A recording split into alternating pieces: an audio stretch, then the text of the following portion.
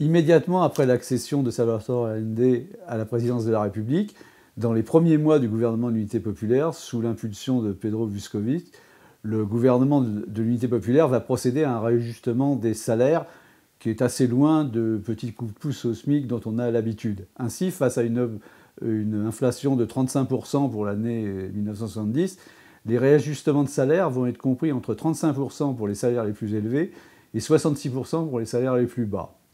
Le gouvernement tente également de contrôler l'inflation, notamment par le blocage des prix, en tout cas le blocage d'un certain nombre de denrées, avec un succès relatif. Pour les 6 premiers mois de 1971, l'inflation chute à 12%, alors qu'elle était de 29% pour les 6 premiers mois de l'année précédente. Entre l'augmentation des salaires et l'inflation persistante mais réduite, on évalue à peu près à 20% la hausse moyenne du pouvoir d'achat ouvrier. Cette politique fortement redistributive provoque une relance de la consommation et de l'activité économique qui est amplifiée par une politique de crédit pas cher pour l'industrie moyenne. Ça va se traduire aussi au niveau de l'emploi par une diminution du chômage et la création d'environ 200 000 emplois nouveaux. Quelques problèmes naturels d'approvisionnement apparaissent, mais ces problèmes vont être considérablement aggravés de façon tout à fait consciente par la bourgeoisie chilienne, aussi bien grande que moyenne. À aucun moment ils ne vont jouer le jeu. Malgré la relance économique, la bourgeoisie chilienne va pratiquer la grève de l'investissement et la spéculation sur les denrées et les produits courants, allant jusqu'à organiser elle-même la pénurie. La droite et l'extrême droite se saisissent de cette occasion et impulseront à plusieurs reprises des manifestations des femmes de la bourgeoisie qui, accompagnées par leurs employés de maison, organisent des concerts de casseroles pour démontrer que le gouvernement d'unité populaire conduit à la faillite et à la famine. La riposte de l'unité populaire, c'est l'organisation, en juin 1971, d'une rencontre nationale des maîtresses de maison, en présence de Pedro Vuskovic. Celui-ci appelle les maîtresses de maison, alors le terme est un peu daté, en fait il s'agit des femmes de la classe ouvrière et des couches populaires, à s'organiser pour contrôler le ravitaillement et les prix. Dans ce but, le gouvernement va impulser la création des JAP, des JAP, les juntes d'approvisionnement et des prix, qui sont des collectifs populaires destinés à contrôler le ravitaillement et les prix. C'est donc une initiative du gouvernement, mais qui ensuite va être investie par une dynamique populaire. Les JAP se développeront au cours de l'année 72, quand les problèmes de ravitaillement vont s'aggraver. Le deuxième grand thème de confrontation politique et sociale, c'est la réforme agraire. Le cadre législatif demeure inchangé, c'est celui du gouvernement démocrate chrétien précédent, qui lui-même avait amorcé un début de réforme agraire à partir de juillet 1967. Ce ne sont pas en soi des mesures socialistes, mais il s'agit plutôt de moderniser l'agriculture, d'en finir avec le système des très grandes propriétés, les latifundia, qui sont en vigueur au Chili comme dans une grande partie de l'Amérique latine. Il s'agit en fait de redistribuer les terres.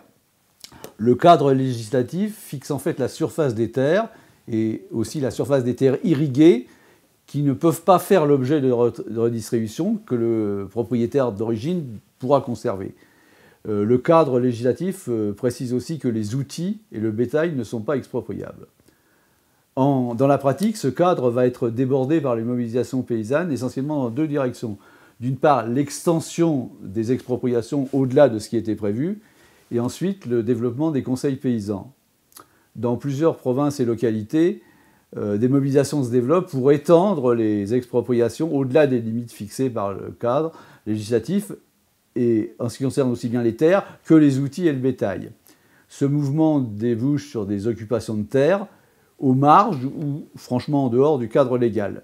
Le processus d'expropriation va connaître une accélération considérable. Ainsi, il y en a eu 16 en 1968, 121 en 1969, donc sous le gouvernement démocrate chrétien, 368 en 1970 et 658 pour les seuls 6 premiers mois de l'année 71. Évidemment, les gros propriétaires ne se laissent pas faire. Les occupations débouchent parfois sur des affrontements armés entre les paysans et les groupes de protection des grands propriétaires. En octobre 1971, Moïse Huelentaf, qui est un paysan mapuche et militant du MIR, est assassiné. L'autre axe de la mobilisation paysanne, ça va être le développement des conseils paysans.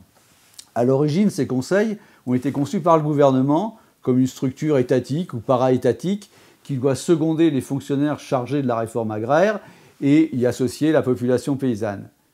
Donc officiellement, c'est un décret gouvernemental qui, en janvier 71, décide la création d'un Conseil national paysan et qui définit ensuite ses déclinaisons provinciales et régionales. En fait, cette décision relève d'une conception assez verticale. Les attributions et la composition des conseils paysans sont décidées par en haut. Les conseils paysans doivent représenter en fait les associations et organisations qui existent déjà, les syndicats, les coopératives, les associations de fermiers, qui désignent leurs représentants. C'était sans compter, en fait, sans les mouvements de paysans radicaux, notamment le mouvement des paysans révolutionnaires, qui est un des fronts de masse du MIR. Ainsi, dans la province de Cotine, sous l'influence du MIR et du Parti socialiste, un conseil se constitue qui, en fait, est élu par les paysans eux-mêmes. Donc ce conseil va entrer en conflit, de fait, avec le conseil officiel, qui a été désigné selon les normes gouvernementales. Et du coup, un troisième conseil va s'instaurer, se construire, qui lui est impulsé par la Centrale unique des travailleurs chiliens et en fait le Parti communiste. Finalement, ce processus aboutit à un conseil de 15 représentants élus par les paysans. Et cet exemple va être suivi dans d'autres communes.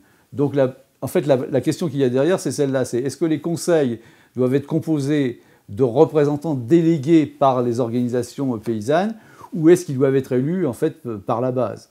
Finalement, il y a des négociations qui s'ouvrent au sein du ministère auxquelles le MIR, bien qu'il ne fasse pas partie de l'unité populaire, va participer. Et ça débouche en fait sur un compromis en deux volets. Le premier volet, c'est que les conseils paysans qui ont déjà été constitués sont reconnus comme tels, quel que soit leur mode de désignation. Et ensuite que pour les nouveaux conseils paysans qui vont se créer, un système mixte est mis en place, c'est-à-dire il y aura 15 membres élus par la base et 2 représentants pour chacune des organisations paysannes présentes. En tant que bilan de la réforme agraire, il faut dire ceci, en 1970, quand l'unité populaire arrive au gouvernement, les expropriations, qui donc ont commencé en 65-67, représentent 18% des terres cultivables et 12% des terres irriguées. En août 72, donc après une vingtaine de mois du pouvoir de l'unité populaire, les expropriations et redistributions concernent 50% des terres cultivables et 48% des terres irriguées. Le troisième volet de confrontation politique et sociale entre la bourgeoisie et le mouvement populaire va être la nationalisation de l'économie et notamment la nationalisation des mines de cuivre. Et c'est ce que nous verrons dans le quatrième volet.